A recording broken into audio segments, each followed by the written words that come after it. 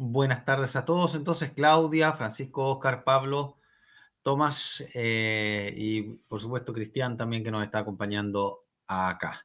A ver, yo la clase de hoy día, de hecho, traigo varias cosas, ¿ah? Varias cosas que comentar porque se me va a hacer corta, lo sé, pero vamos a ver unos temas bien bonitos, ¿ah? Que espero que a ustedes realmente les guste. De hecho, a ver, ¿cuántos son? Les traigo 4 videos. ¿Qué les parece?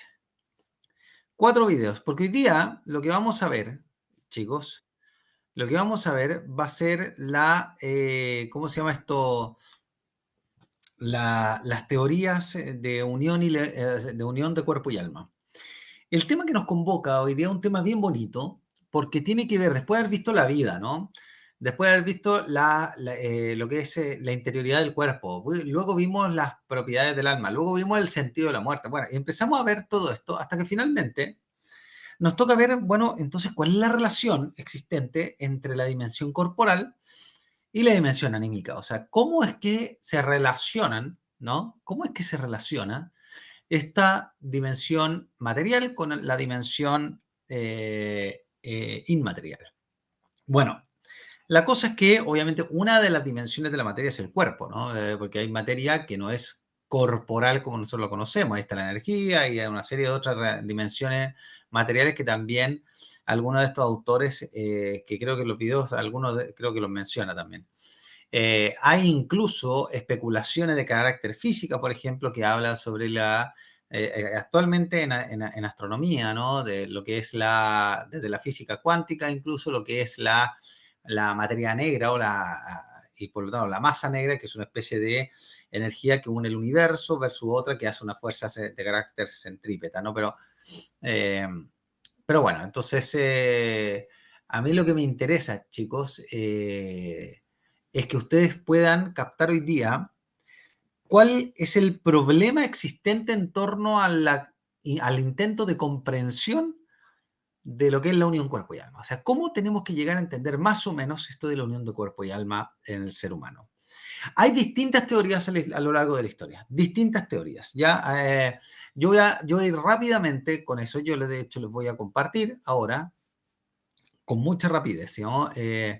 Insisto, cuando digo rápido, de verdad lo estoy diciendo muy rápido. Vamos a compartir con mucha rapidez el contenido ya de la sesión del día de hoy respecto del PPT que tenemos, ¿no? Entonces, a ver si es que me resulta esto. Ustedes me dicen, por favor, cuando vean que se está compartiendo, ¿ya? Debería verse ahora, ¿no? O no se ve nada. Debería verse, ¿no? Ahí sí. Ah, estupendo, ya. Bueno, aquí tenemos, aquí tenemos un poco el PPT respecto a lo que es la unión cuerpo y alma, ¿no? Podríamos decir, sin temor a equivocarnos, que las teorías más clásicas, podríamos decir, las que más han trascendido a lo largo de la historia respecto del modo en que habríamos de entender la unión cuerpo y alma o lo que sea el ser humano, serían, o algunas de las destacadas, no sé si todas, pero algunas de las destacadas serían esto, ¿no? Sobre todo tres de estas 4, ¿no? Hay una que es más contemporánea, pero la puse porque mira desde un ángulo completamente diferente a las anteriores, ¿no? En primer lugar está el espiritualismo dualista, ¿no? De herencia platónica, donde de alguna forma encontramos, ¿cierto? Una idea de que en el ser humano se hallan dos sustancias que son completamente diferentes y son completamente sustancias cada una, como es por un lado el cuerpo y por otro lado el alma, ¿no? Aquí está, como les decía, el origen por parte de Platón. ¿Ya?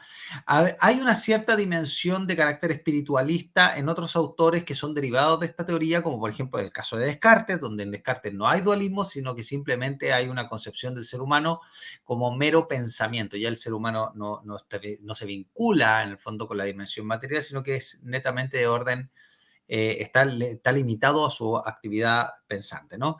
Entonces es bastante más limitada que la teoría platónica, por lo menos a mi entender. Luego tenemos, por ejemplo, el materialismo, ¿no? El materialismo de Lamaitre, por ejemplo, que establece que en la teoría, por ejemplo, el hombre como máquina, que habla sobre todo del transhumanismo, por ejemplo, de lo cual se ha tomado el transhumanismo, que es una corriente de pensamiento que no da para filosofía, pero es una corriente de pensamiento o cultural o pseudocientífica que establece la posibilidad de traspasar lo que es la vida intelectual a un chip, a modo de como lo hace hoy día una inteligencia artificial, y poder ir reemplazando las partes que se van destruyendo del ser humano, incluso de descubrir alguna cura para la, para el cuerpo humano, para que no se vaya deteriorando y por lo tanto podamos lograr la inmortalidad, que es un poco derivado del materialismo, el cual comprende, como ustedes ya lo vieron en la primera sesión de clases, que toda la actividad humana y todo el hombre se reduce únicamente a lo que es su materia, ¿no? Y lo que es su cuerpo en este caso. Bien, eso es el materialismo. El existencialismo es una teoría más bien contemporánea, ¿cierto? Que establece que el ser humano no tiene una identidad como tal, sino que se va formando a sí mismo, se va generando a sí mismo en cuanto a lo que es su identidad y evidentemente tiene un fuerte vínculo respecto de lo que es la dimensión intelectual y limitado a la dimensión intelectual del ser humano, muy heredero del pensamiento moderno, ¿no? Y finalmente está el vitalismo de corte aristotélico, ¿no? De herencia aristotélica, profundizada en la escolástica y hasta el día de hoy por el realismo, donde establece que el hombre es una unidad sustancial de cuerpo y alma, vale decir, ni el alma ni el cuerpo existen, sino siendo una unión que confluye finalmente en Juan o en Margarita, ¿no? Que ese es un poquito.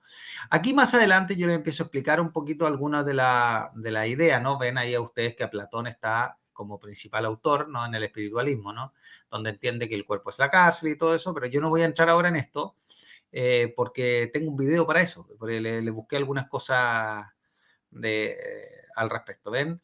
Después está el materialismo, el positivismo contemporáneo que establece que el hombre es una máquina, ¿ven? El hombre como máquina, ¿no? De la meta, ¿no? De Julien Frey de la meta, en la cual establece que el hombre no es más que una especie sofisticada, por decir de alguna manera, de robot natural, si usted quiere, a partir del cual podemos entender que las partes pueden ser reemplazadas y por lo tanto traspasado la dimensión más de carácter, podríamos decir, intelectual, que se limita evidentemente a actividades cerebrales.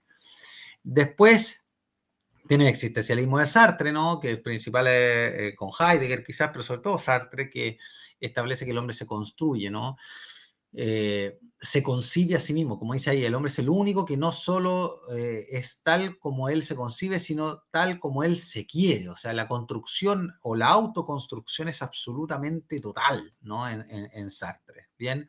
Y por eso que dice que el existencialismo es un humanismo, el hombre se va creando a sí mismo a través de esta teoría existencial, ¿no?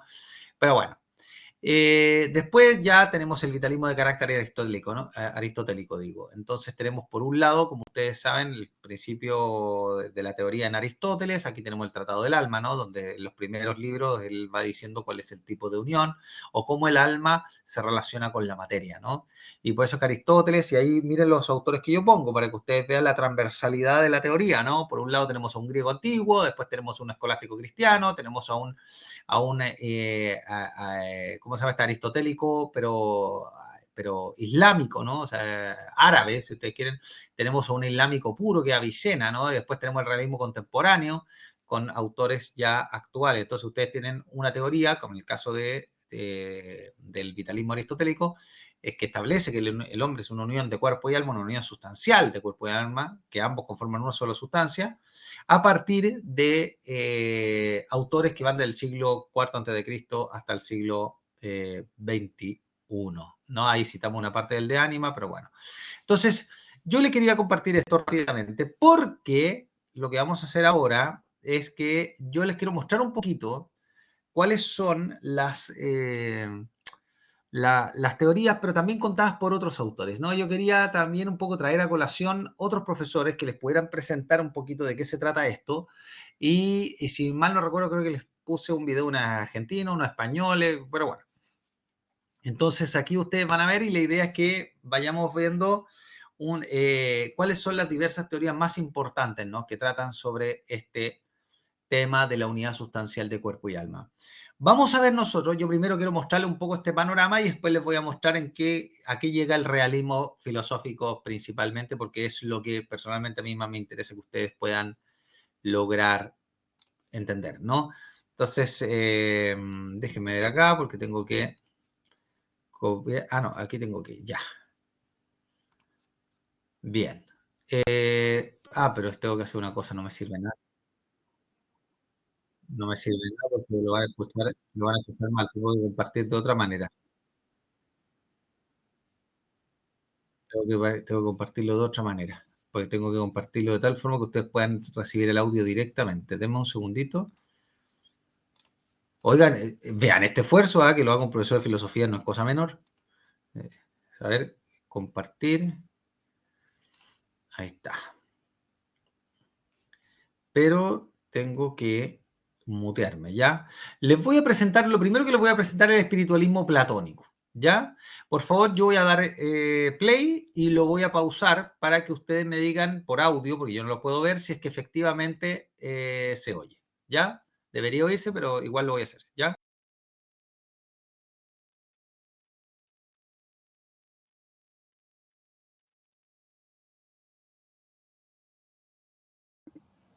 Hola, bienvenidos. Mi nombre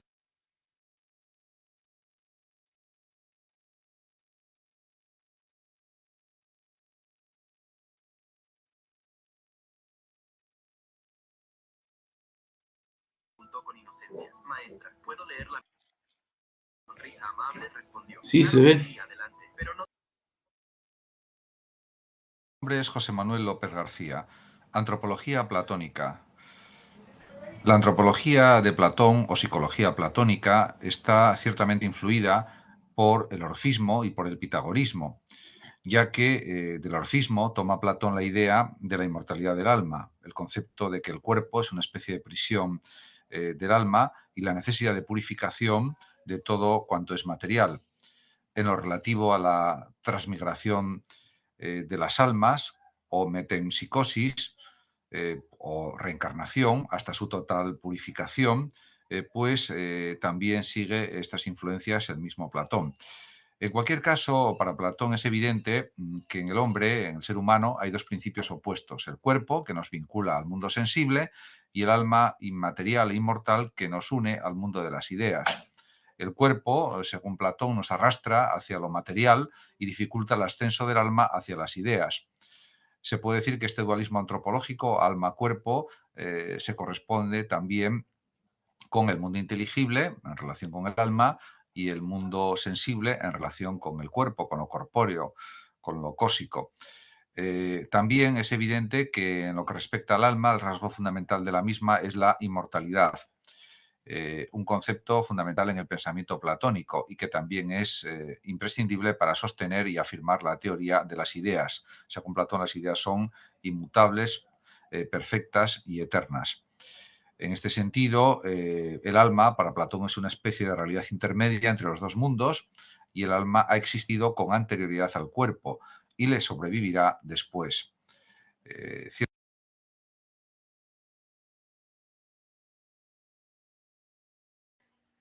Ya. Chicos, una pequeña cuestión que es importante, por favor. Fíjense lo que está diciendo. ¿Cuál era el problema que tenía Platón? ¿Cuál era el problema que le causaba a Platón al momento de tener que entender lo que es el alma humana? Y todo el problema radica en la vida propia del ser humano. Todo el problema radica en el acto propio o la vida propia del ser humano, que es el acto de entender y el problema del movimiento. Ahí está el quid, ¿no? Ahí está el problema. En el fondo, Platón decía, ¿qué es el ser humano? El ser humano se identifica principalmente por su vida, ¿no? Y su vida es su actividad intelectual. Pero resulta que, de acuerdo a la teoría del movimiento y de acuerdo a lo que entendemos por el movimiento y que las cosas cambian y perecen, pasa una cosa que pareciera ser que es una especie de contradicción, ¿no? Que yo sigo siendo y me percibo como el mismo, no obstante mi cuerpo está en permanente mutación. Y como está en permanente mutación y va cambiando, yo no puedo afirmar que soy el cuerpo. Yo tengo que afirmar aquello que en mí no cambia. Y por lo tanto, como yo soy el mismo a los 5, a los 10, a los 30, a los 35, a los 60 y a los 90, es que entonces yo tengo que ser aquella dimensión de mí que no está sometida al cambio. Eso es lo que va a plantear Platón. Y por eso es que Platón, aparte de ser un genio, lo que hace Platón es decir que es necesario, de tal manera, tratar de entender y tratar de concebir cómo es posible que mi alma haya llegado a mi cuerpo. ¿Por qué? ¿Qué pasa? ¿Qué es lo que da origen a esta situación? Y ahí entonces va a crear la teoría del mito del carro alado y bueno, y una serie de otros principios, pero explicativos de algo que de alguna manera supera el entendimiento, pero que darían razón del por qué una sustancia como el alma, que es tan alta, esté cayendo justamente en una realidad tan miserable en ese sentido como sería el cuerpo, ¿no? En una realidad aparente, como en esta que es una sombra de la realidad, que es toda la realidad material, ¿no? ¿Por qué? Porque lo único inmutable y eterno es son las ideas, ¿no? Y por lo tanto lo que él va a denominar el mundo de las ideas o topos uranos. ¿Bien? Eso es lo que va a plantear Platón. El gran tema, como les digo, era que al analizar lo que es la vida propiamente humana, la vida intelectual, el tipo va a decir, claro, yo soy permanentemente el mismo y yo me entiendo como el mismo a lo largo de los años y no obstante el cuerpo va mutando. Y como el cuerpo va mutando, yo no puedo ser esta dimensión del cuerpo. Y esto lo piensa así porque Platón entendía que todo cambio es pasar del ser a no ser y de no ser a ser absolutamente considerado. O sea, para Platón te diría, el cuerpo que tú tienes ahora no es el cuerpo que tienes en 2 segundos más, porque todo el tiempo está mutando. ¿Se fijan? Para Platón, cualquier tipo de cambio, por más mínimo que sea en el orden material, modifica completamente la sustancia. Eso es lo que pasa. ¿Ya? ¿Se entiende más o menos hasta ahí? ¿Me siguen con Platón? Chicos, ya, perfecto. Sí, Entonces profe. continuemos acá. Perdonen que yo le haga estas pequeñas pausas, pero es más o menos para entender. Bien, para que ustedes vayan siguiendo ahí la... Y yo corté el audio y les seguí hablando. Estupendo. No, les decía que era para que ustedes siguieran la profundización del video, ya, y que no se pierdan. Sigamos. Ciertamente, la unión del alma con el cuerpo es accidental y transitoria, porque el lugar apropiado, el lugar natural del alma, es el mundo de las ideas. Platón, por tanto, como ya dije anteriormente, acepta la reencarnación o la transmigración de las almas.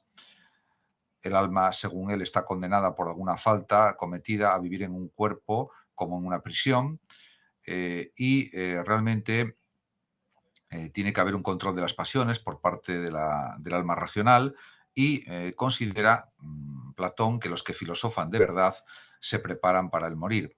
La muerte es, por tanto, para este filósofo griego, una especie de liberación del alma. Aunque también es verdad que si no está suficientemente purificada, deberá transmigrar a un nuevo cuerpo y continuar el ciclo de las reencarnaciones. Por tanto, este dualismo respecto al cuerpo y al alma, pues establece pues, una consideración negativa del cuerpo que pasará también o que llegará pues, al cristianismo occidental, a la cultura occidental a través del cristianismo, y que también será un elemento presente en la filosofía posterior que se elabore después de la muerte de Platón.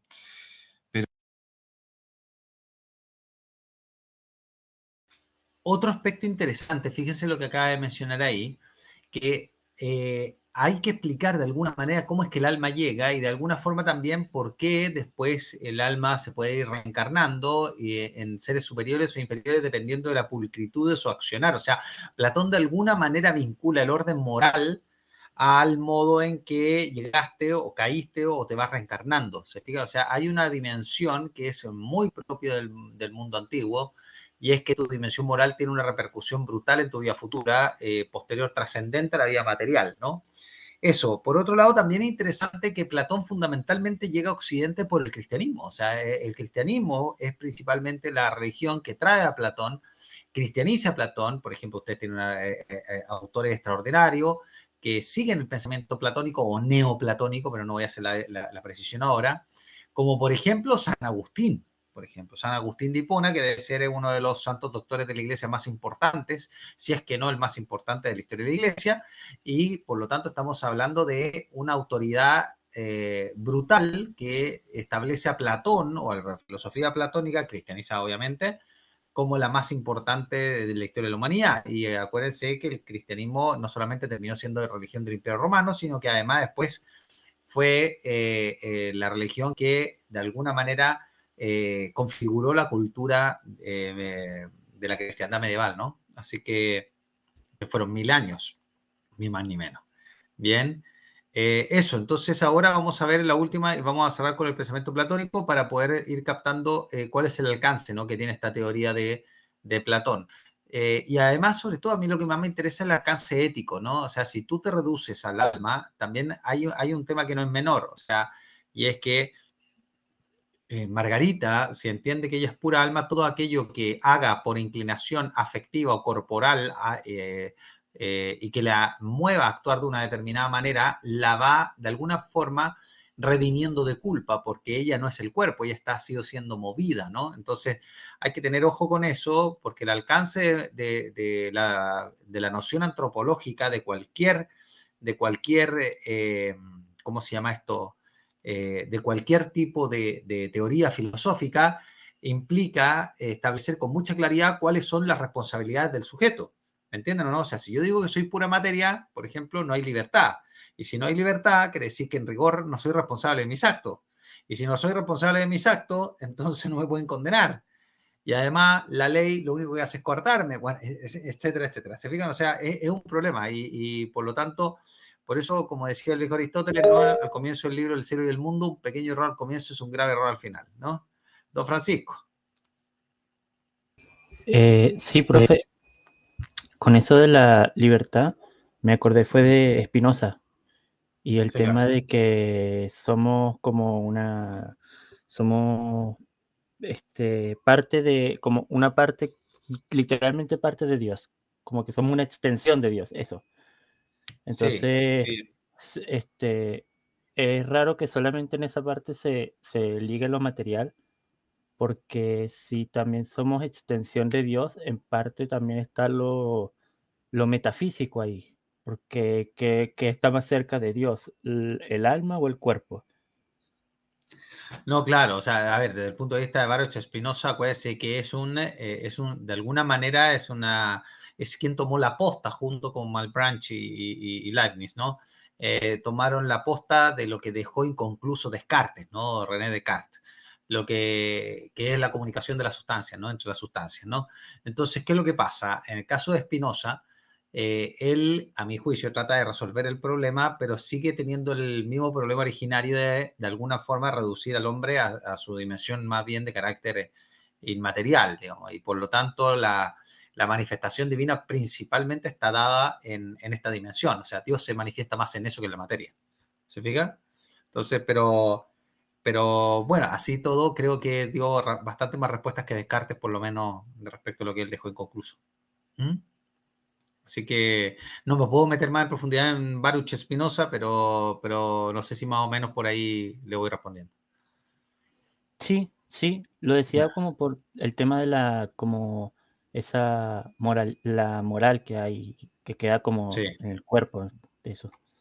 Claro, o sea, en el fondo es que lo importante acá es muy importante lo que está comentando Francisco, porque acá lo importante y lo central de la sesión de hoy día, y ustedes después lo van a ver cuando tengan ética, y es que dependiendo de la teoría antropológica que tengan, será la consecuente conducta moral debida o indebida. Si yo entiendo que soy pura materia, entonces mis deberes y responsabilidades son una cosa menor. Si yo entiendo que soy pura alma, entonces todo lo que devenga, por ejemplo, mi actuar bien tiene que ver directamente con las capacidades intelectuales y volitivas que yo tenga. Y al mismo tiempo, la fortaleza que estos tengan respecto de la contención que le puedo tener a mi dimensión corporal, porque obviamente todo lo que devenga de lo corporal no es mío y tengo que gobernarlo, dominarlo y obviamente, ¿cómo se llama este? Un dominio despótico, no un dominio político, ¿no? Que es justamente la teoría aristotélica, donde Aristóteles va a decir el dominio que tengo que tener del cuerpo es un dominio político, no despótico, no tengo que andar, las pasiones, los sentimientos, los afectos no son malos, va a decir Aristóteles. Pero insisto, esto lo van a ver en ética, yo no puedo entrar más profundamente, pero algo vamos a ver cuando veamos el tema de la dimensión afectiva, pero las pasiones son moralmente neutras, la tristeza, el odio, la alegría, la desesperación, la esperanza, la ira, el temor, todas son pasiones y todas las pasiones son moralmente neutras, no tienen carga moral, no son ni buenas ni malas. Serán buenas o malas según cómo estén en ti, pero en sí mismas no son ni buenas ni malas. El temor te puede ayudar a concentrarte como te puede paralizar. La ira te puede ayudar a enfrentar con el ímpetu que corresponde a una situación o te puede manifestar, te puede sacar de ti y hacerte esclavo de ella. La desesperación puede hacer que tú logres concentrarte mucho y lograr grandes objetivos en muy poco tiempo, o te puede paralizar también y te puede hacer tonteras. O sea, por eso me explico. O sea, y en eso me parece que Aristóteles era bastante más sensato en este punto, ¿no? Por eso que Aristóteles dice el gobierno que tengo que tener de los sentidos, de las pasiones, ¿no? De los afectos, es de carácter político. El gobierno que tengo que tener de la dimensión material mía es político, no es despótico, ¿ya? Bien, eso. Entonces, por eso le decía, y con esto cierro, Francisco, que es fundamental tener una teoría antropológica, una visión antropológica real, verdadera de lo que es el hombre, para poder así decir, oye, el comportamiento debido a Margarita es este. O sea, la forma en que tiene que vivir Margarita es esta u otra. ¿Me entienden? Por eso es tan gravoso que existan tantas teorías, por ejemplo, respecto de lo que es el ser humano, que de alguna manera también te manifiesta en lo misteriosos que somos, ¿no? Pero lo importante que es precisar y ahondar en lo que es la realidad del ser humano de manera profunda, fecunda, para así armar una verdadera aproximación filosófica respecto de lo que somos, ¿no? Y no equivocarnos, asumiendo al mismo tiempo que somos tenemos mucho de misterio, ¿no? Pero eso no implica que no podamos llegar realmente a saber en gran medida, por ejemplo, lo que somos, por más que existan cosas evidentemente que se nos queden fuera de alcance, ¿no? Entonces, bueno, continúa para seguir. Pero es que, además, Platón, en relación con el alma, considera que, pues, puede entenderse que el alma tiene tres partes o funciones y a veces considera también que hay tres almas. En cualquier caso, en la República aparece esta división de las almas, característica de la psicología platónica. Existiría, por tanto, el alma racional, inmortal e inteligente, que Platón la sitúa en el cerebro, y que tiene pues un gran parecido con el mundo inteligible, porque su lugar natural es el mundo de las ideas. Por otra parte está el alma irascible, de donde surgen las pasiones nobles. Este alma está situada en el tórax, en el corazón, y es la fuente del valor, del coraje, etcétera. Esta parte del alma es mortal, muere con el cuerpo, y Platón la sitúa, como ya dije, pues en la parte pues del tórax. Y por último está otra parte mortal del alma, u otra alma mortal, podríamos decir, que es el alma apetitiva o concupiscible, en la que están los apetitos corporales, sensibles, los deseos, etcétera. Es mortal y se halla en el vientre, según Platón. En consecuencia, aquí se observa que existe también un claro dualismo, ya que una parte del alma, que es la racional, es inmortal, y las otras dos partes del alma, que son la irascible y la concupiscible, son claramente mortales. Otro dualismo más en el ámbito antropológico. Para explicar mejor estas cuestiones de una forma más gráfica, Platón utiliza el mito del carro alado, que consiste en lo siguiente. La relación entre las distintas partes del alma se explica en uno de los más conocidos diálogos platónicos, como es el mito del carro alado, en el diálogo Fedro, pues el alma humana se compara con un carro alado. El elemento racional del alma está representado por un áuriga, un conductor que conduce dos caballos, las otras dos partes del alma. Uno de los caballos es dócil y de buen natural, el elemento irascible, las pasiones nobles, mientras que el otro se resiste a las órdenes del áuriga, el elemento apetitivo, los más bajos deseos del ser humano, podríamos decir. Y es necesario que el áuriga utilice con él el látigo. En consecuencia, pues según Platón, el carro alado, el alma, podríamos decir, circula por el mundo de las ideas, que es su lugar natural. Las alas permiten al áuriga que sepa controlar a sus caballos, ascender y contemplar las ideas. Ahora bien, si el áuriga, el conductor, pierde el control de los caballos, el alma pierde las alas y cae al mundo sensible. En ese caso, prisionera en un cuerpo, deseará únicamente regresar a su lugar natural, que es el mundo de las ideas. En consecuencia, esta condición de intermediaria del alma, a caballo entre el mundo sensible y el mundo ideal, es justamente, según Platón, lo que hace posible que el hombre pueda llegar a conocer las ideas.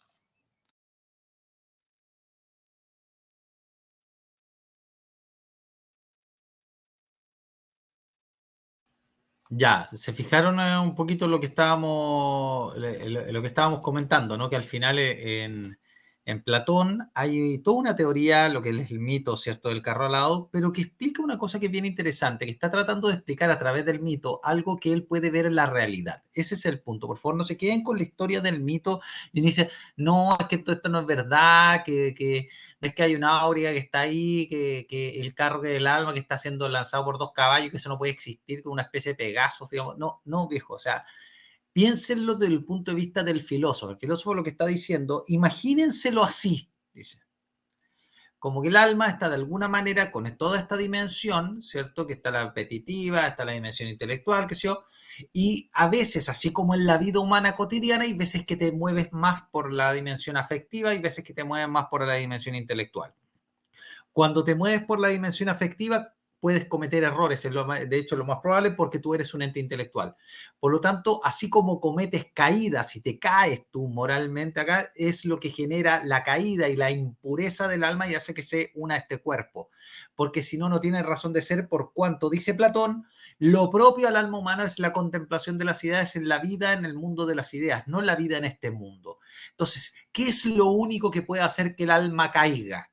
Es que de su dimensión que lo atrae hacia el aspecto material sea la que más lo tire. Por eso es que hace la imagen del carro que es alado, que es tirado por dos caballos. Bien, se comprende, ¿no? O sea, van captando, o sea, por eso es que el mito del carro alado no es que existe o no existe el carro tiradito por dos caballos, no, no, piénsenlo desde un punto de vista filosófico. Por eso Platón es un genio, chiquillo, no es porque le gustaba crear cuentos y que la gente le gustara para dar explicación, no, es porque detrás de esto hay una explicación profundamente humana. ¿No? Y que de alguna manera, siendo que es misterioso, cómo es posible que nosotros que existamos ahora, él da una cierta razón, basado en el realismo fenomenológico, fenoménico de la vida moral del ser humano y de la vida intelectual, es que entonces dice, la única forma de perder purificación el alma, incluso uno lo ve moralmente, es con los errores que uno pueda llegar a cometer por estar de alguna forma, ¿cómo se llama este? Alado, tirado, más por una dimensión imperfecta que por una perfecta. Por la dimensión, no sé, puede ser más afectiva o pasional que por la dimensión de carácter intelectual. Y por eso es que él lo figura con dos caballos, uno blanco, perfecto, y el otro negro, imperfecto. ¿Se entiende, no? Entonces, eso un poquito. Entonces, aquí vemos la teoría platónica donde el sujeto humano no es más que una especie de alma dentro de un cuerpo que es su cárcel, una especie de navegante con un navío, ¿no? Que hace las veces de sujeto que maneja el cuerpo, pero que en realidad son las dos cosas completamente diferentes. En parte esto se va a asemejar con Descartes, ¿ah? Y de hecho el ejemplo que pone Descartes también lo copia de Platón, por si acaso. Pero bueno, entonces aquí tenemos una unidad accidental en Platón. En Platón vamos a tener la consideración de que como nosotros somos el mismo a lo largo de toda la vida y tenemos cuerpo, entonces él va a decir, no, el cuerpo se corrompe, por lo tanto yo soy la dimensión en mí que no se corrompe. Y por lo tanto va a reducir al hombre a su alma, o sea, toda entera el alma, todo lo que ella implica, y que va a decir toda la dimensión apetitiva, la dimensión intelectual, de captación intelectual de las cosas a través de la inteligencia, etcétera. Todo eso lo va a entender que somos nosotros, mientras que el cuerpo no lo seríamos. ¿Se fijan? Entonces, eso hace que la unión ya no sea una sustancia, sino que sea accidental. O sea, vale decir que en Margarita hay dos cosas completamente diferentes. Por un lado está el alma y por otro lado el cuerpo. Como vamos a ver en Aristóteles, eso no pasa. Ambos conforman una sola sustancia. Avancemos para mostrarle el otro video.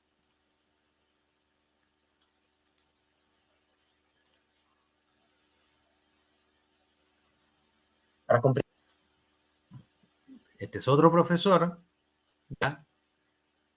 Oigan, me enmerea, así que pongan, no sé, una alegría, una carita feliz, alguna cosa, porque me enmeré para hacerle esto, para hacerles más entretenido. Y de hecho les tengo una lectura, espero poder leer ahora, pero bueno, vamos a ver si es que alcanzo. Ya, les pongo el video, corre video.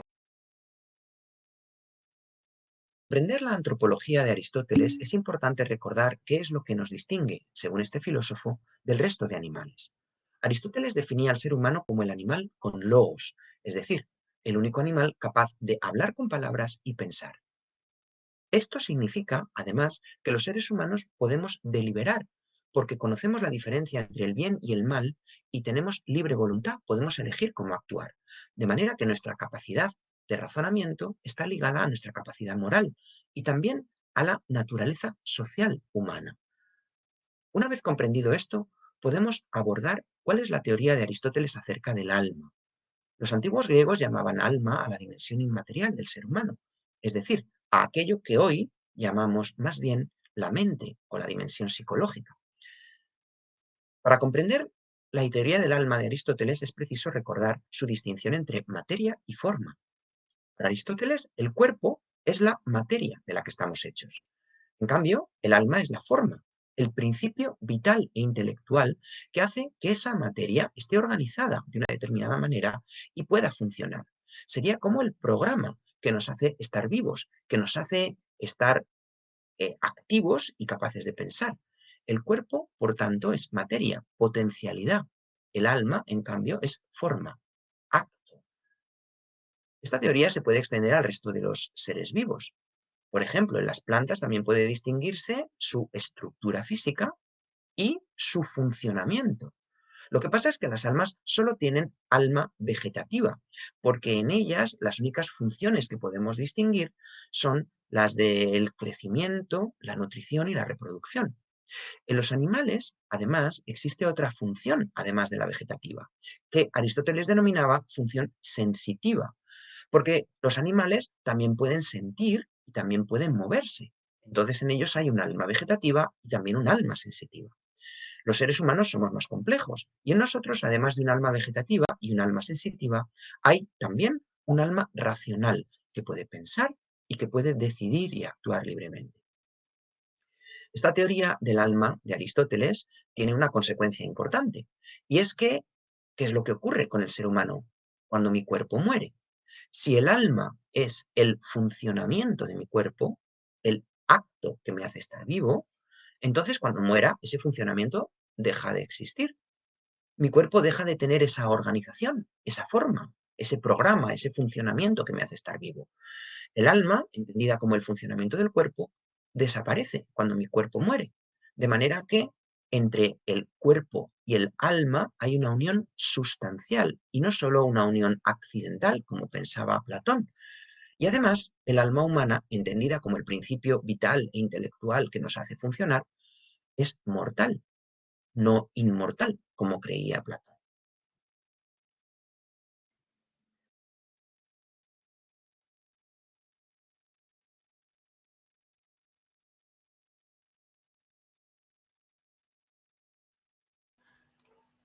Muy bien.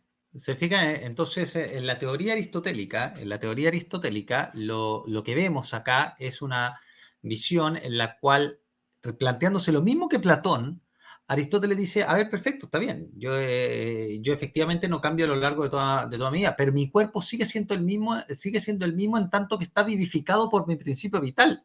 O sea, yo no puedo, va a decir Aristóteles, va a decir, yo no puedo decir que mi cuerpo no es el mismo cuando yo al momento de sentir ahora soy yo el que siente.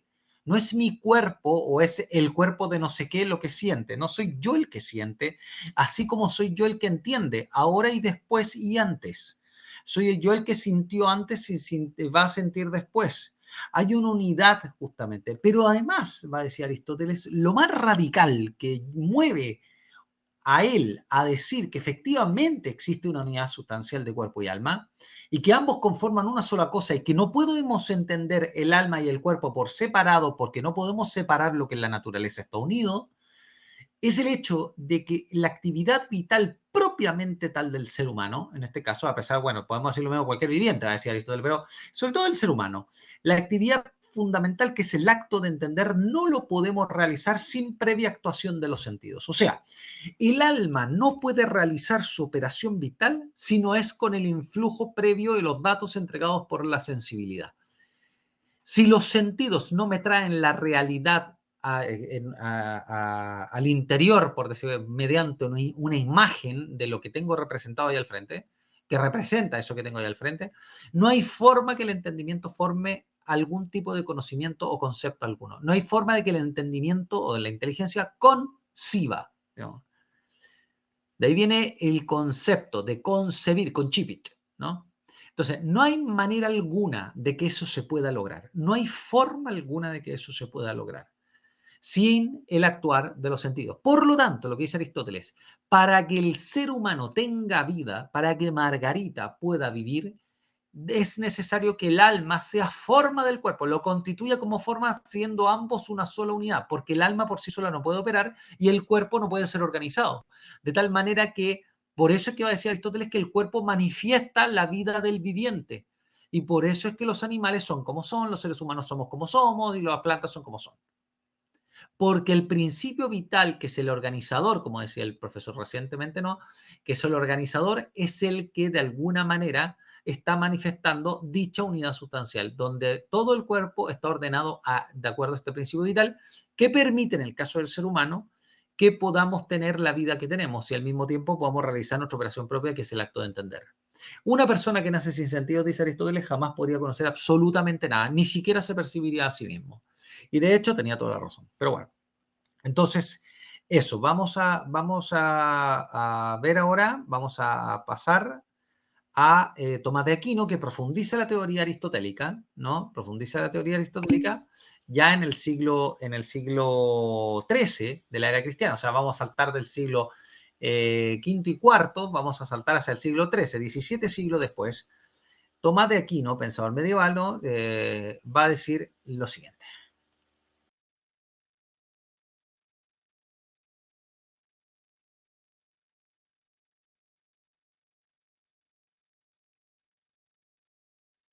Mi trabajo es fácil porque uso ClickUp, así es como hago un seguimiento de todas mis tareas. Empiezo volcando todo lo que tengo que hacer.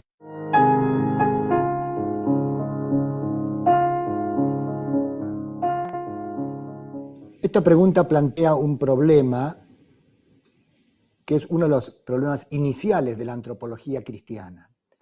Ya, por ejemplo, Nemesio, que es un autor de principios del siglo V,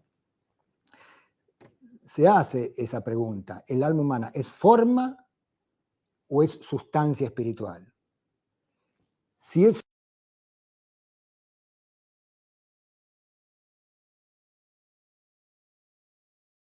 Perdón, cuando Nemesio se hace la pregunta si es forma o sustancia espiritual, lo que está preguntando es si Aristóteles tenía razón o Platón.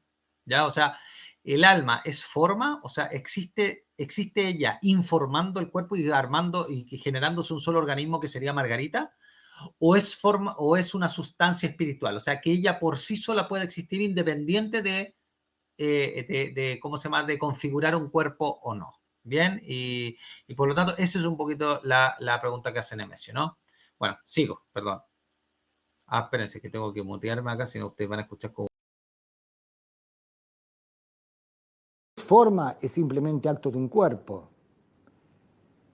De esa manera, que es la que sigue Aristóteles en su antropología, explicamos fácilmente la unidad del compuesto humano.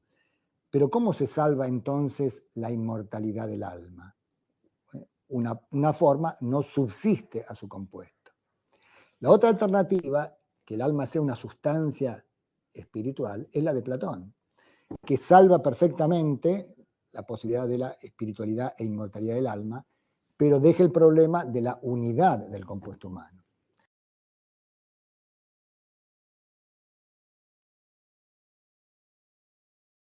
Perdonen, chiquillo, solamente a modo de comentario. Esta es la importancia. Aquí ustedes ven un elemento central del por qué el cristianismo le fue mucho más sencillo adoptar la filosofía platónica que la filosofía aristotélica.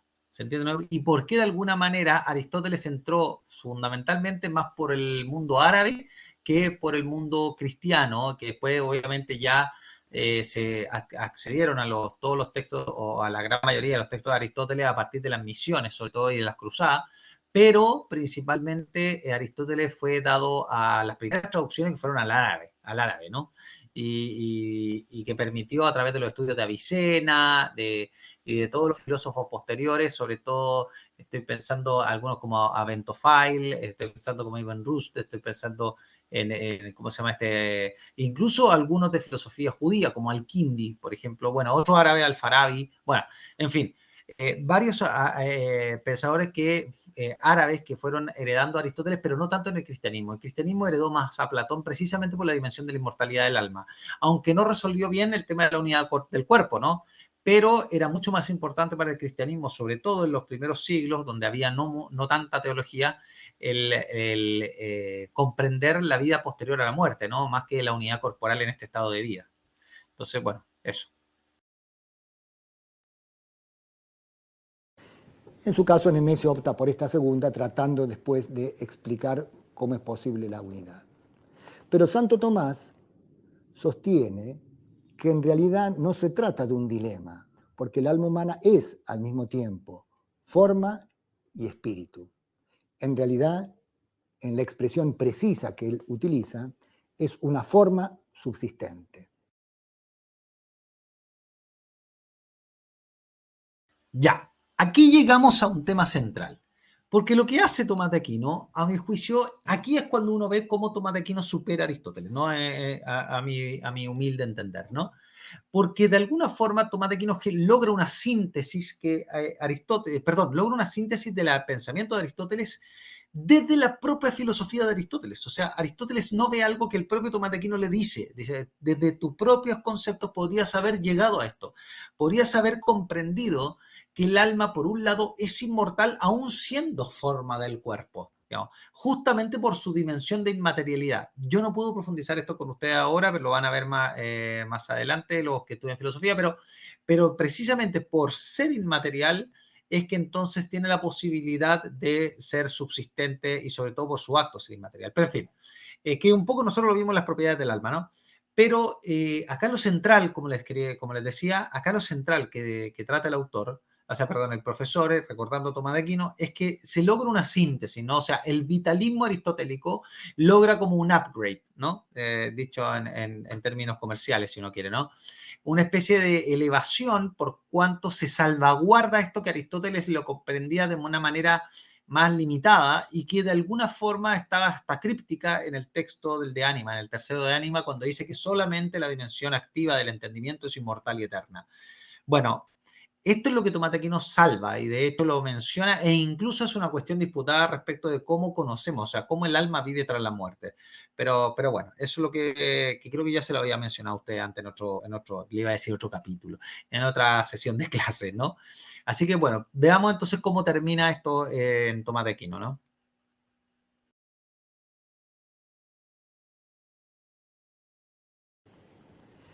Es forma del hombre, porque efectivamente es su principio animador, e incluso su dimensión espiritual necesita de las operaciones de los sentidos para poder realizarse. El acto de la inteligencia es espiritual, pero no puede realizarse sin la previa colaboración y la posterior también intervención de los sentidos, sobre todo de las imágenes que son como el sustrato de la operación intelectual.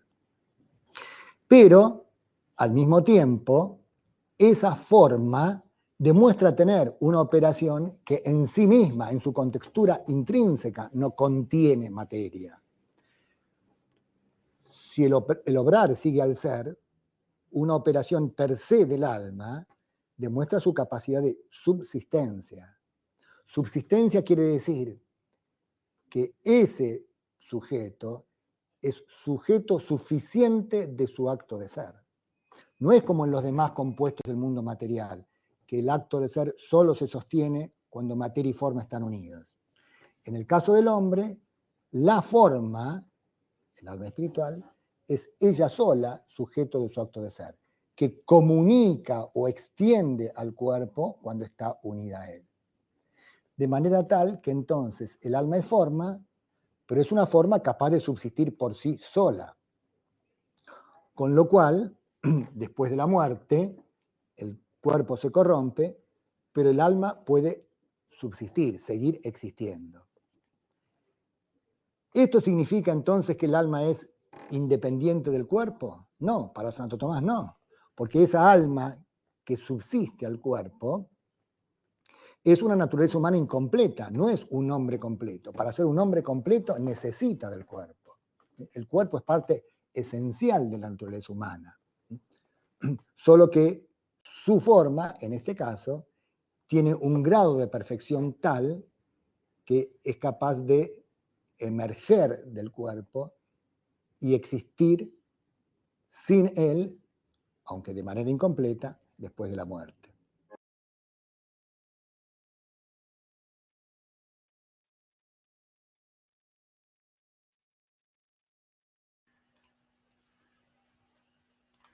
Ya, ahí ustedes pueden ver entonces de alguna manera cómo se logra esta síntesis, ¿no? Con Tomás de Aquino, que de alguna manera además, por si acaso, esto le generó muchos problemas a Santo Tomás, al interior incluso de la iglesia, porque los pensadores que eran más aceptados, sobre todo de que venían de la teología de los padres de la iglesia, era Platón.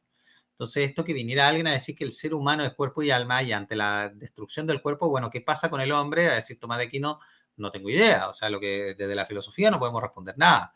Desde la teología podemos decir que hay un cuerpo glorioso, el cuerpo resucitado de Jesucristo, va a decir Tomás de Aquino es perfecto, pero desde la filosofía no, va a decir. La filosofía no, por eso hasta el día de hoy Tomás de Aquino es considerado, sí que no el más, uno de los mejores comentadores de la filosofía de Aristóteles en toda la historia de la humanidad. Entonces, de ahí que sea un autor ineludible si es que profundizas en la filosofía de Aristóteles, sobre todo en esta relación, en esta teoría antropológica que establece que el hombre es una unidad de cuerpo y alma, comprendiendo que el alma es la forma sustancial y el cuerpo es la materia que es informada para configurar finalmente a Margarita, y que ambas no existen sino en la unión, ¿no? Y por lo tanto Margarita no es su alma, ni incluso después de muerta, ¿no? El alma puede seguir operando, pero Margarita no tenemos idea qué pasa con ella, ¿no? Ese es el punto. Bien, vamos a ver entonces ahora, después de Tomás de Aquino, ya, o sea, Platón, siglo IV, quinto y cuarto, de luego Tomás de Aquino, perdón, Aristóteles, siglo III antes de Cristo, luego Tomás de Aquino, siglo XIII, y ahora ¿cómo se llama este? Descartes, ¿no? Siglo XVII, muerto en el 1650, ¿no? Va a plantear lo siguiente. Y en Descartes va a ser mucho más lapidario el tema, porque como les decía, va a reducir el ser humano a su actividad pensante, ya no al alma, sino que a su dimensión completa y absolutamente intelectiva. O sea, ya ni siquiera la dimensión de la voluntad, tampoco, es únicamente intelección.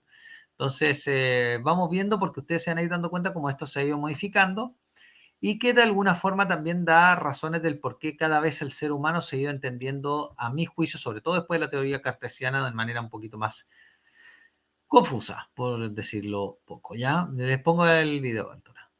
Perdón, ¿hay alguna duda al respecto, no? Que yo he ido hablando, he ido pasando la materia y como tengo que mostrar un video más y leer una cosa, no sé si voy a alcanzar, pero no le he preguntado nada. ¿Hay alguna duda, consulta? ¿O está quedando más o menos clarito?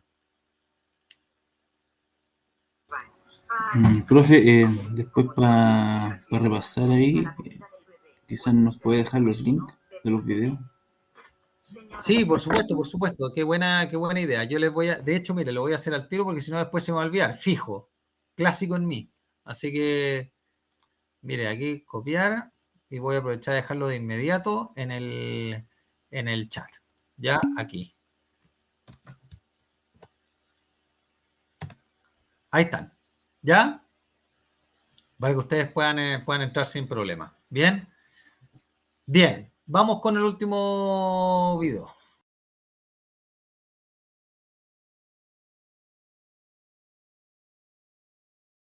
Metódica, Descartes llega al descubrimiento de una verdad que es indubitable, que se le presenta con absoluta certeza y total evidencia. Encuentra por fin su axioma.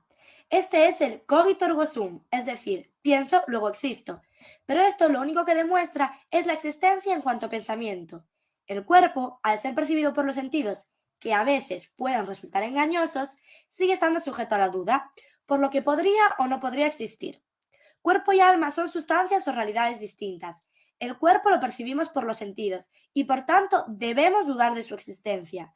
El alma o pensamiento es conocida a través de la razón y no puedo dudar de ella. En opinión de Descartes, no puede ser lo mismo aquello de lo que dudo y aquello de lo que me es imposible dudar, por lo cual defiende que el cuerpo y el alma deben ser dos realidades totalmente separadas. Como vemos, Descartes defiende un claro dualismo antropológico, como el que llevamos viendo desde Platón, aunque con una pequeña diferencia.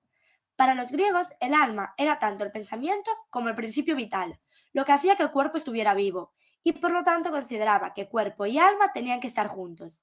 Sin embargo, para Descartes, el alma solo es el pensamiento, no es el principio de vida. Él cree que el cuerpo no necesita de nada que los anime, ya que son simples mecanismos, como puede ser el funcionamiento de un reloj. Esto solo ocurre en los seres humanos, ya que Descartes considera que los animales no tienen alma y por lo tanto son como simples máquinas. El pensamiento se ocupa principalmente de pensar, pero también se ocupa del entendimiento, de la voluntad y de la imaginación. Este no está sometido a ninguna ley física, por lo que es completamente libre. Sin embargo, el cuerpo es una materia tridimensional, perceptible por los sentidos y que no es la causa de su propio movimiento, ya que depende de las leyes físicas, por lo que no tiene libertad. Al separar radicalmente el cuerpo y el pensamiento, Descartes se da cuenta de que tiene que haber algún tipo de conexión entre ellos, ya que trabajan de una manera coordinada.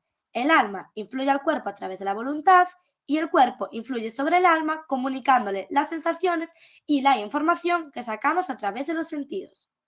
Para intentar explicar esto, Descartes escribe una obra llamada Tratado del Ser Humano, en la que explica la relación que tienen el cuerpo y el alma, pero de una manera que las dos realidades sigan totalmente separadas. Empieza diciendo que el alma está ubicada en el centro del cerebro, en un órgano que se llama glándula pineal. Desde ahí, el alma mueve a los espíritus animales, que eran como unos cuerpos muy pequeñitos que transmitían la información del pensamiento al resto del cuerpo. Y eso también pasaba a la inversa. A través de los espíritus animales, el cuerpo conseguía transmitir las sensaciones captadas por los sentidos hasta la glándula pineal y por lo tanto hasta el alma. Para que podáis entender esto mejor, voy a usar una metáfora. La relación entre el cuerpo y el alma es como la que tiene una nave y su piloto. Ambos se necesitan para navegar, ya que un piloto sin nave no puede navegar y una nave que no tenga piloto no puede salir al mar. Pero esta relación no hace que el piloto sea una parte de la nave ni viceversa. Pues lo mismo ocurre con el cuerpo y el alma. Se relacionan entre sí, pero son dos realidades totalmente separadas de naturaleza distinta. Por tanto, Descartes defiende un dualismo interaccionista o un interaccionismo antropológico, en el que el ser humano comparte el cuerpo y el pensamiento, que son dos sustancias totalmente diferentes unidas en un solo cuerpo del ser humano.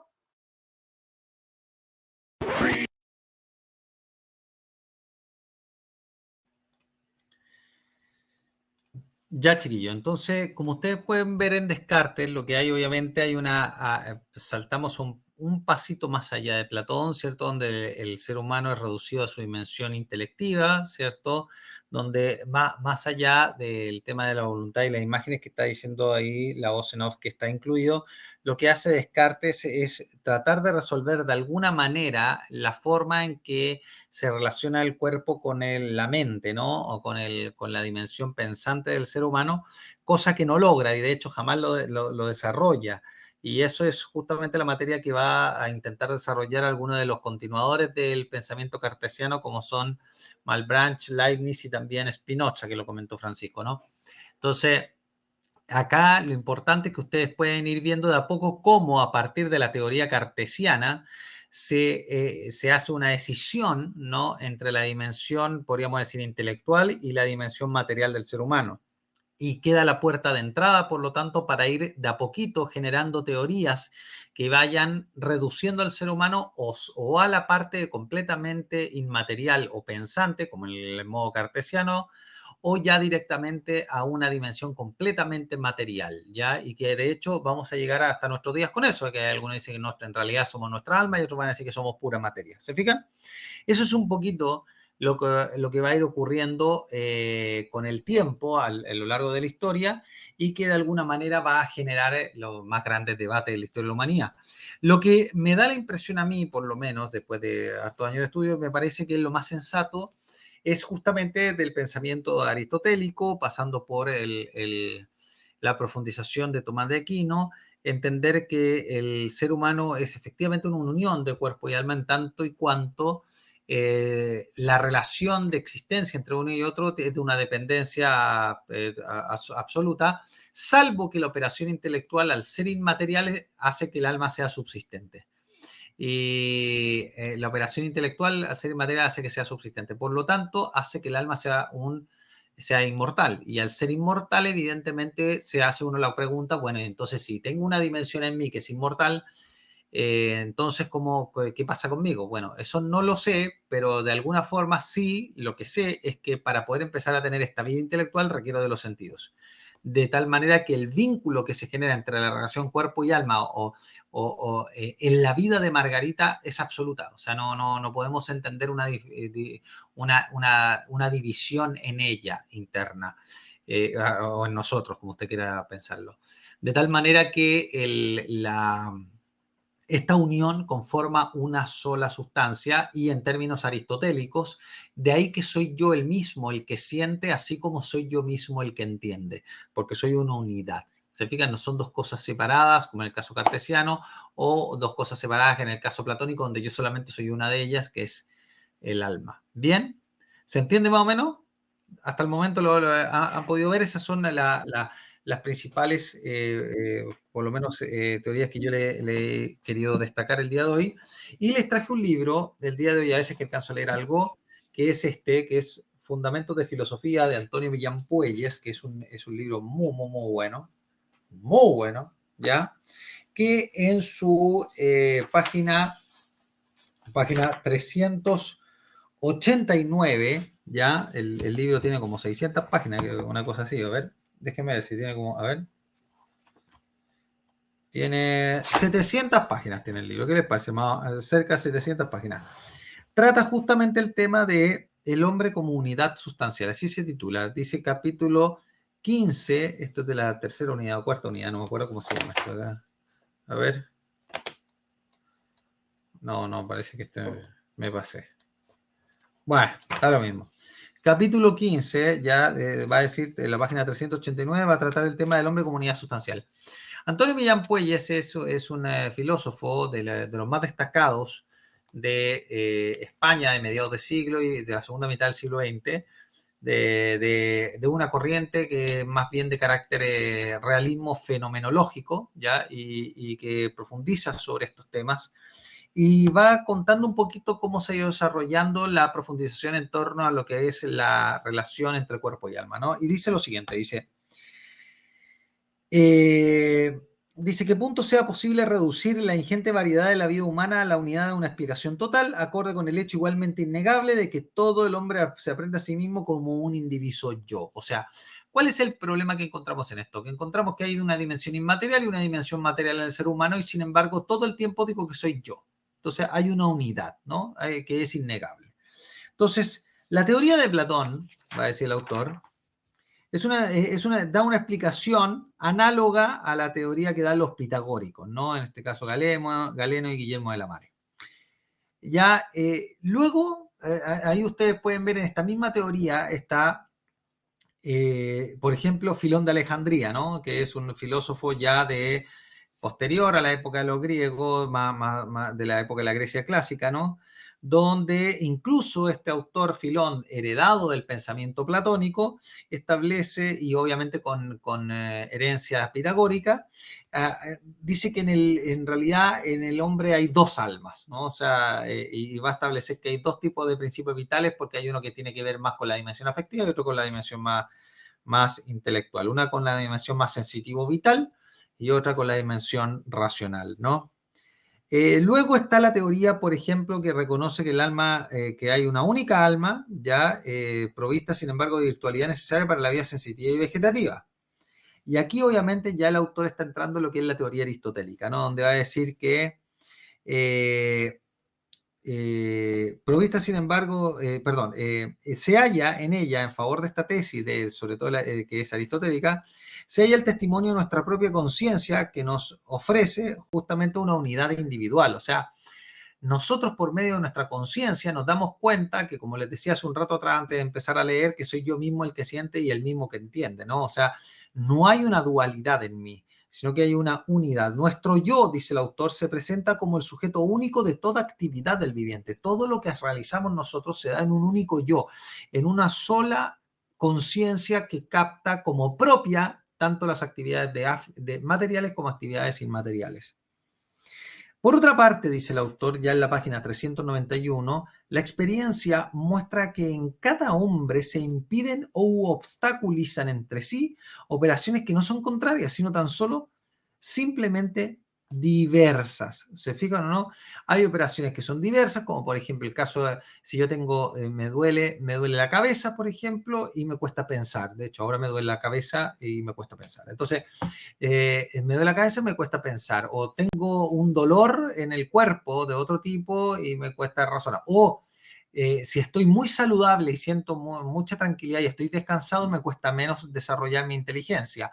¿Se capta, no? Entonces, lo que está diciendo el autor acá, de ahí, entre otras cosas, que lo que les importaba tanto, sobre todo a los que realizaban labores de política más alta, de tener un buen estado físico. Por eso que los griegos cultivaron mucho la gimnasia, ¿ya? Que era toda aquella actividad física para mantener la salud. Los griegos entendían perfectamente que un cuerpo bello es un cuerpo saludable. Y de ahí viene toda la morfología del cuerpo bello, que es un cuerpo desarrollado, qué sé yo, pero ¿por qué? Porque está ordenado a la salud. Y por eso es que la estética es ética, o sea, que está ordenado hacia el bien del cuerpo, en este caso, según lo figurativo, porque es expresivo del bien de su cuerpo. Por eso que algo estéticamente lindo, digamos, es algo que de alguna manera manifiesta su bien, ¿no? Pero bueno, no me voy a detener en eso, ustedes lo van a profundizar más en filosofía del arte, pero es un tema muy, pero muy bonito e interesante. El último fundamento entonces de la teoría que admite que para cada hombre, que admite para cada hombre un alma única, estriba en la unidad sustancial de nuestro ser. O sea, el fundamento último es que todo radica en una sola gran unidad, ¿no? El fundamento último para aceptar que en el hombre existe una unidad de cuerpo y alma. Para decir que Margarita no es más que la unión de cuerpo y alma y Margarita no es ninguna de estas dos sustancias por separado. Solo si se divide a o sea, Margarita, si la dividimos, cabe admitir en ella, o en esta teoría, una pluralidad de almas. Por consiguiente, es posible negar no ya alma única de cada cual, sino también de manera absoluta toda alma humana. Claro, lo que pasa es que, lo que está diciendo el autor, es que si yo lo que hago es decir que en realidad en Margarita hay dos almas, tendría que decir que entonces la conciencia es algo que deviene de una o deviene de las dos. Si deviene de las dos es una cosa muy extraña porque Margarita no se percibe como dual, sino que se percibe como una. De tal manera que si yo en realidad estoy diciendo que hay dos principios vitales, quiere decir que en realidad no hay unidad. Y si no hay unidad, no hay Margarita. Eso es lo que está diciendo aquí el autor y de hecho tiene toda la razón. Es insostenible racionalmente aceptar que en Margarita hay una conciencia que se manifiesta como una unidad trascendental de su realidad ontológica, por decirlo de alguna forma. Es esa unidad captable por experiencia evidente para cada ser humano. Esa unidad se pierde si es que yo digo que el principio, o sea, que el alma en realidad en Margarita es doble. Porque si es doble, estoy dividiendo de partida lo que por naturaleza es inmaterial y simple, lo cual ya sería muy raro si es que quisiese mantener la unidad del sujeto viviente aceptando que tiene dos almas. Y como eso no es posible, entonces si tú dices que Margarita tiene dos almas, en rigor lo que hiciste fue dividir a Margarita y por lo tanto destruir a Margarita. Eso es lo que está diciendo el autor. Entonces, si se niega que el hombre tenga realmente toda unidad sustancial, al final se niega la existencia del hombre como tal, ¿no? Como una unidad, como Margarita, como Margarita. Tal es el caso del fenomenismo psicológico. Hay una corriente filosófica que lo establece, donde no hay sustancias permanentes, sino solo acontecimientos. ¿Se fijan o no? O sea, estos tipos fueron sensatos. Dijeron, en realidad lo que encontramos acá son varias almas. Entonces el niño cuando es chiquitito en realidad es un alma animal, antes un alma vegetativa, posteriormente es un alma humana o alma intelectual, y por lo tanto en realidad nunca está Juan. Lo único que hay son procesos permanentes. Hay, como dice acá, hay acontecimientos, ¿no? O sea, no hay sustancias permanentes, tú no existes. Y de hecho esto da pie para que incluso se puedan entrar con mucha facilidad muchas teorías de tipo, entre otras cosas, de tipo oriental o creencias de tipo oriental en esto, ¿no? Entonces, va a decir, los partidarios más acendrados, dice el autor, del fenomenismo psicológico son, en la antigüedad, Protágoras, por ejemplo, que era un sofista, ¿no? En el mundo moderno, Hume, Fichte y Hegel, o William James también, y Henry Bergson, ¿no? Que establecen que hay varias almas, o el fenomenismo psicológico que establece que en realidad no hay sustancias, sino que más bien meros acontecimientos, ¿no? No hay sustancias permanentes. Niegan toda naturaleza o sustancia humana, dejando reducido nuestro ser al puro acontecer de su historia y existencia personal. De hecho, el propio Fichte va a establecer que en realidad el ser humano ya ni siquiera es su entender o sus pensamientos, es decir, que es la sumatoria de pensamientos humanos. O sea, va a hacer que pierda completamente toda unidad. Esto lo vamos a ver, creo que en la sesión 14, por ahí, cuando tengamos que ver el tema de la persona, ¿no? Y en la historia del concepto de persona. Dice el autor rápidamente, la página ya después, 2 páginas más adelante, cuando habla del nexo del alma y cuerpo, dice, otra manera de negar la unidad sustancial del ser humano consiste en entender el alma y el cuerpo se unen de modo accidental. Aquí vuelve a recordar a Platón. Queremos saber, en el fondo, cómo podemos destruir a Margarita. Bueno, por un lado está el fenomenismo psicológico de todos estos autores, sobre todo contemporáneos como Bergson, Fichte, James y todos los demás, ¿no? Pero por otro lado también tenemos la teoría clásica platónica, porque también destruye la unidad de Margarita, que dice que Platón, que el alma es como el marino respecto a la nave, ¿ya? La teoría de Descartes también, partiendo del principio pienso, luego soy, define al hombre como una sustancia cuya esencia o naturaleza no es más que pensar. O sea, a diferencia de Platón, que entendía que el hombre es el alma, en Descartes el hombre se reduce a su actividad intelectual de pensar y una cierta dimensión inclinatoria que se refiere a la voluntad, pero en Descartes no está como tal, sino que simplemente está como dimensión inclinativa o inclinatoria o tendencial, ¿no? Intelectual. Entonces, define al hombre como sustancia cuya esencia o naturaleza completa no es más que pensar y que para existir no necesita de ningún lugar, ni depende de ninguna cosa material. Estas cosas está Descartes, estoy citando directamente a Descartes en el discurso del método en el capítulo 4. Lo interesante en este punto cartesiano, y que no es menor, lo interesante en este punto cartesiano, es que lo que hace Descartes es que incluso en algún momento lo sitúa que el alma se encuentra vinculada, porque obviamente hay una relación con el cuerpo, en la glándula pineal. Lo que es absolutamente rarísimo en todo esto es que el alma, al ser inmaterial, no puede estar ubicada en ninguna parte, porque todo lo que está ubicado ocupa espacio, digamos, y además está en el tiempo por estar en el espacio. Y resulta que al ser inmaterial está justamente excluida de la dimensión temporal de espacio y tiempo. Entonces, son saltos que uno dice, pero ¿cómo Descartes no vio estas cosas? Digamos? Entonces, pero bueno, no es culpa mía. Aquí dice, el profesor Heidegger nos hablaba también de la cosa pensante. No me acuerdo exactamente qué lo decía. Heidegger decía esa expresión, para serle franco, Francisco. No recuerdo que Heidegger haya ocupado esa expresión específicamente. Pero de alguna manera sí hay una dimensión de ser, ¿cómo se llama esto? Construcción de sí mismo, en eso sí, por eso es que se le tiende también a poner a Heidegger dentro de los existencialistas, ¿no? Dice acá, el cuerpo no es otra cosa que la extensión que más inmediatamente actúa sobre nuestra alma, ese es el principio platónico, ¿no? Bueno, después está, yo esto, ojo, por si acaso, esto yo se los puse, este es el paper que yo les puse en la sesión, es este autor, ¿ya?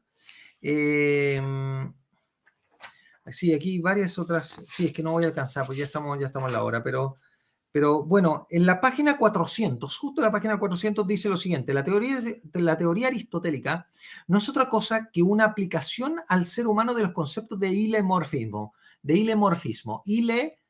materia, morfe, forma, ilemorfismo, ¿no? La unión de materia y forma. El hombre es un ente susceptible de cambios, consta de materia prima y forma sustancial. Cada una de ellas es un ser incompleto. ¿Se dan cuenta de la diferencia? No existe el alma por sí sola ni el cuerpo por sí solo. Existen en la unión. Existe Margarita, no existe cada una de las partes. La sustancia completa es la resultante de la unión de la materia prima con la forma sustancial. ¿Ya? Y aquí solamente voy a terminar con esto.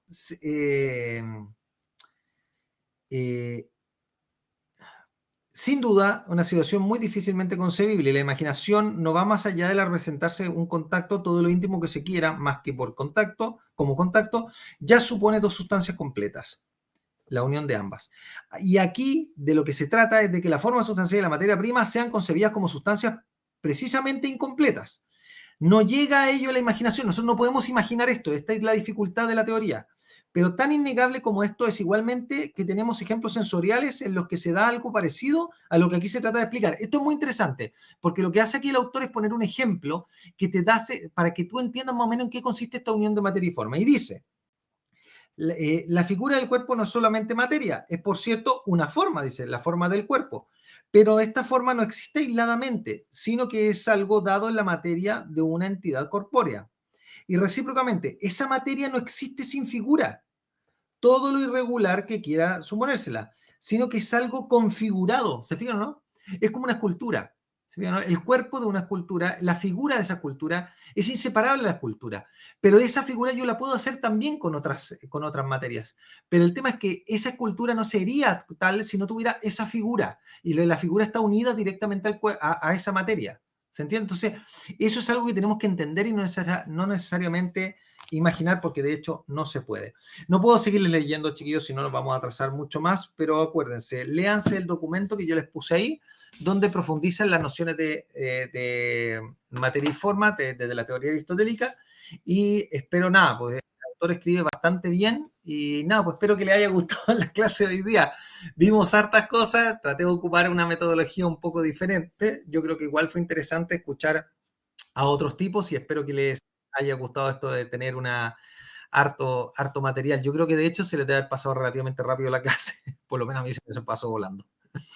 Ya, pues chiquillos, que estén muy pero muy bien, un gusto verlos como siempre, bueno, tenerlos, porque no los veo, porque no abren la cámara, así que, pero bueno, algún día ahí ya los conoceré, ya, que estén muy bien, chicos, pórtense bien, chao, chao. Chao, profesor, buenas noches.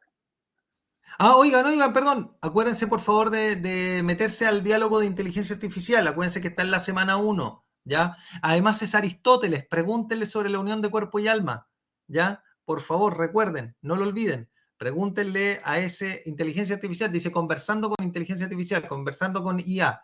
Métase ahí a la sesión 1, semana 1, ¿ya? Métase ahí y hágale una pregunta y vea cómo lo contesta.